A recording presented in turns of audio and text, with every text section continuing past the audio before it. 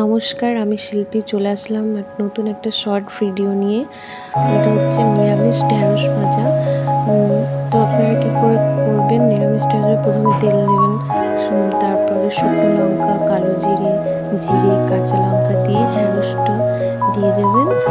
কিছুক্ষণ পর একটু হলুদ লবণ দিয়ে একটু ভাজা ভাজা হয়ে যাবে, তখন নামিয়ে খুব সুন্দর খেতে লাগে।